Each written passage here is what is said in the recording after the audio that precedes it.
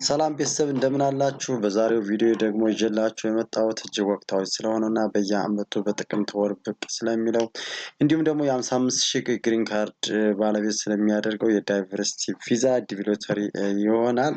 በዚህ ቪዲዮ ላይ እጅግ በጣም አስፈላጊ ናቸው። ማንኛውም አፕሊካንት ግንዛቤ ሊኖረው ይገባል። ቀድሞ ማወቅ አለበት ብዬ ባሰብኳቸው ጉዳዮች ላይ ነው ማለት ነው።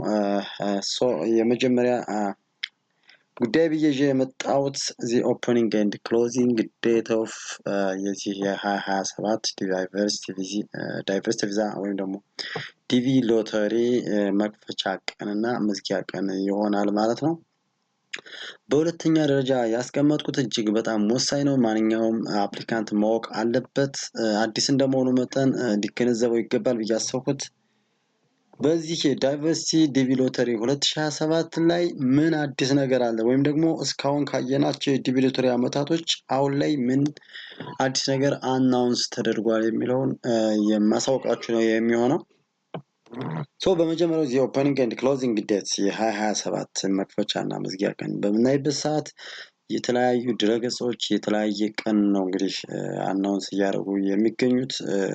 አንዳንድ ድረገጾች ጥቅምት 2 ይላሉ፣ አንዳንዶቹ 5 ይላሉ፣ 7፣ 16 ከ2 እስከ 5 ጥቅምት 1 የሚሉ የተለያዩ ድረገጾች አሉና የጋራ የሚያደርገውና ዩናይትድ ስቴትስ ዲፓርትመንት ኦፍ ስቴት የገለጸው ግን ምንድነው በአሁኑ ሰዓት ማለት ነው የ2027 ዳይቨርሲቲ ቪዛ ወይም ደግሞ ዲቪ ሎተሪ መክፈቻ ቀን የጥቅምት ወር መጀመሪያዎቹ ሳምንት ላይ ነው ብሎ ነው እንግዲህ እያረጋገጠው ማለት ነው። ስለዚህ ከተወሰኑ ቀናቶች በኋላ በእርግጠኝነት ቀኑ ስፔሲፋይ መሆን ይችላል። እንዲሁም ደግሞ ኦፕኒንግ ዴቱ ጋር የምንቀላቀልበት ቀን እጅግ በጣም ቅርብ ነው ማለት ነው። ከሳምንት የማይበልጥ ቀን ነው ያለን። ስለዚህ ስፔሲፊክ የሆነውን ቀን ማወቃችን ቀድመን እንድንዘጋጅ ያደርገናል ብዬ ስላሰብኩ ነው። ስፔሲፊክ የሚሆነው ቀን በሚለቀቅበት ሰዓት ላሳውቃችሁ እችላለሁኝ። በሁለተኛና ወሳኝ ነጥብ ብዬ ያስቀመጥኩት እንግዲህ የ2027 ዳይቨርሲቲ ወይም ደግሞ ዲቪ ሎተሪ ቪዛ ምን አዲስ ነገር ይዞ መጥቷል የሚል ነው ማለት ነው። እንግዲህ ቤተሰብ እስካሁን በምታውቁት አብዛኞቻችን እናውቀዋለን እንግዲህ ስንሞላም የቆየንበት ጊዜም ስለነበረ በእስካሁኖቹ የዲቪ ሎተሪ አመታቶች ማለትም ምንም አይነት ወጭ አናወጣም ነበር። ኦልሬዲ በነፃ ነበር ስንመዘገብ የቆየ ነው ማለት ነው። ምናልባት የተለያዩ ሬጂስተር ለማድረግ ወይም ደግሞ የዲቪ ሎተሪን አክሰስ ለማድረግ አካባቢዎች ላይ የተለያዩ ክፍያዎችን ከፍል ይችላል። ለምሳሌ ሬጅስትሬሽን ሴንተር ላይ ሊሆን ይችላል፣ በስልክም ሊሆን ይችላል፣ በኮምፒውተርም ሊሆን ይችላል። ሰዎች እያስከፈሉ ልንሞላ እንችላለን። እነዚህን ወጪዎችን አይጨምርም። ግን በዩናይትድ ስቴትስ ዲፓርትመንት ኦፍ ስቴት ግን ስናወጣ የነበረው ወጪ አልነበረም ማለት ነው። በዘንድሮ አመት ግን ይህ እንግዲህ የዲቪ ሎተሪ ባለቤት የሆነው ማለት ነው ማንኛውም አፕሊካንት የትኛውም አካባቢ የትኛውም ሀገር የትኛውም አህጉር ላይ ሆኖ አንድ የአሜሪካን ዶላር መክፈል መቻል አለበት ማለት ነው። መክፈል መቻል እንዳለበት ደንግጓል ወይም ደግሞ በገጹ አስፍሯል ማለት ነው። እንግዲህ ይህንን አንድ የአሜሪካን ዶላር ለመክፈል ምንድነው ምክንያቱ ወይም ደግሞ ሪዝኑ ያወጣበት መንገድ ምንድነው ሲባል እስካሁን በነበሩት የዳይቨርሲቲ ዲቪ ሎተሪ ቪዛ አመታቶች የተለያዩ ወጪዎችን እንግዲህ ብቻውን ሲጋራ ቆይቷል ማለት ነው። ለምሳሌ ፕሮግራም ኤክስፐንስ ሊኖርበት ይችላል። ኦፐሬሽናል ኮስት የሚባል ነገር አለ። ሲስተም አፕግሬድ ሊያደርጉ ይችላል። በየአመቱ ተመሳሳይ አይነት አሰራር አይካሄድም። አፕግሬድ ማድረግ ሊጠይቃቸው ይችላል። ዳታ ኮሌክት የሚያደርጉበት መንገድ ሊኖራቸው ይችላል።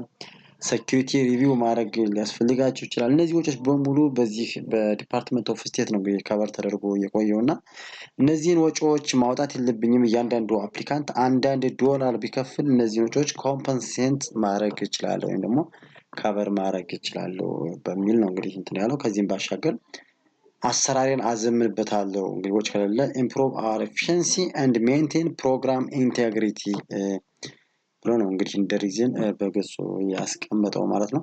በሁለተኛ ደረጃ ከዚህም ባሻገር እንግዲህ እንደተለመደው እያንዳንዱ አፕሊካንት እስካሁን ካለመክፈሉ የተነሳ ምናልባት ግን የ55,000 ካርድ ባለቤት የሆኑት ፕሮሰስ በሚያደርጉበት ሰዓት ኮንሱለር ላይ ወደ 330 የአሜሪካን ዶላር ይከፍላሉ ማለት ነው። የእነዚህን የ55 ሺህ የግሪን ካርድ ባለቤት የሆኑትንም በርደን ሊቀንስ ያስችላል ብሎ ነው ማለት ነው ያስቀመጡት። ወደ ዋናው ነገር እንግዲህ እንምጣና $1 መክፈላችን የማይቀር ሆኗል ማለት ነው። ስለዚህ የምንከፍል ከሆነና ሬጂስተር ማድረግ ፍላጎቱ ካለን ይህንን $1 እንዴት ነው መክፈል የምንችለው ነው፣ ምክንያቱም አዲስ ስለሆነ ማለት ነው። ይህ ዩናይትድ ስቴትስ ዲፓርትመንት ኦፍ ስቴት እንግዲህ አናውንስ ያደረገው ምንድነው፣ እያንዳንዱ አፕሊካንት መክፈል መቻል ያለበት በፖርታል ሲስተም ነው።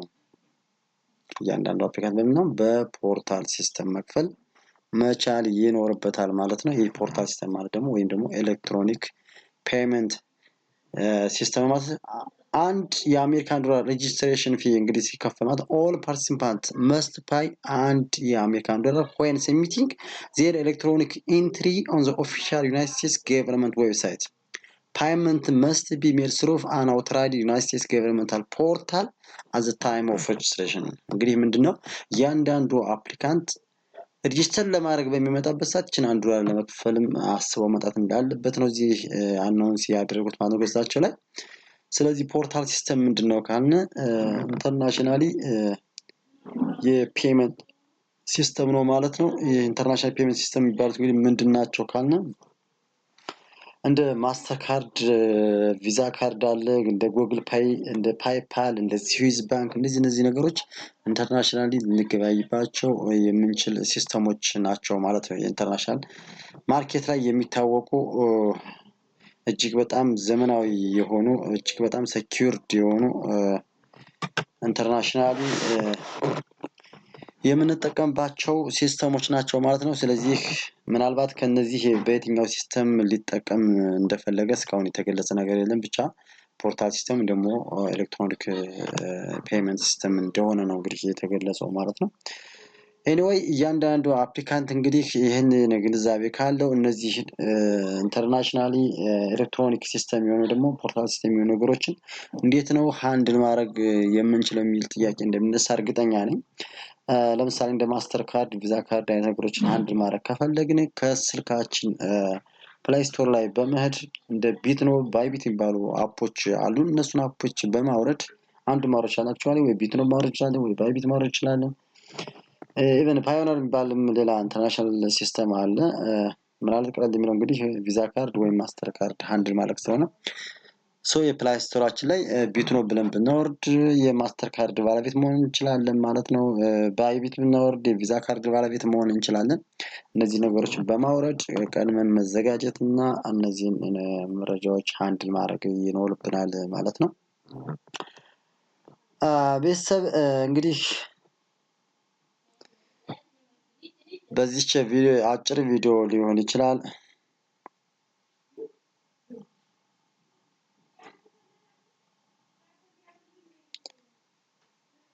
ምናልባት እንግዲህ ቤተሰብ እዚህ ላይ ሲከፈልም አንድ የመክፈያ ወይንም የፓይመንት ሲስተም ለአንድ አፕሊካንት የሚለው ነገርም ግልጽ አልሆነም። ለምሳሌ በኔ ቪዛ ካርድ ወይም በኔ ማስተር ካርድ ብዙ ሰው ማስመዝገብ የምችልበት ኮንዲሽን ካለች ሰው ሲምፕል አንዱን ምክንያቱም ይህ ማስተር ካርድ ወይም ቪዛ ካርድ እውቅናው ያለን ሰዎች ወይም ደግሞ ይሄ ካርድ ያለን ሰዎች እጅግ በጣም ትንሽ ሰዎች ናቸው በኢትዮጵያ። ምክንያቱም አብዛኛዎቻችን እንግዲህ እንደሚታወቀው በኦንላይን ላይ ያለን ግንዛቤ ደካማ ከመሆኑ የተነሳ ስለማንከታተል ማለት ነው እንደዚህ ኦንላይን ያሉ ስራዎችን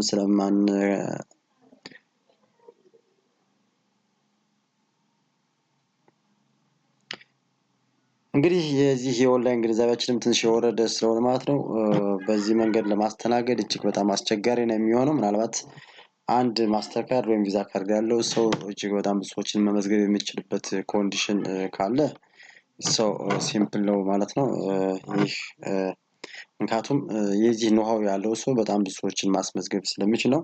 ምናልባት የመክፈያ ፔመንት ሲስተሙ ከአንድ አፕሊካንት ወይም ደግሞ ሬጂስተር ከሚያደርገው ሰው ጋር ተመሳሳይነት አለው ከተባለ ግን ለምሳሌ በኢትዮጵያ ወደ 1 ሚሊዮን አፕሊካንት ነው 1 ሚሊዮንም ይህ ኢንተርናሽናል ፔመንት ሲስተም ሊኖረው ይገባል እንደማለት ነው። ይህ ደግሞ እጅግ በጣም ኮምፕሌክስ የሆነ ሲስተም ነው። አይ ዶንት ኖ ብቻ ይህንን እንግዲህ ከአንድ ሳምንት በኋላ በእርግጠኝነት ማወቅ የምንችለው ስለሆነ ነው። ግን የዛን ሰዓት ላይ ወይም ደግሞ አት ዘ ታይም ኦፍ ሬጅስትሬሽን ከምንጨናነቅ ቀደም ብለን ቪዲዮን ብናየው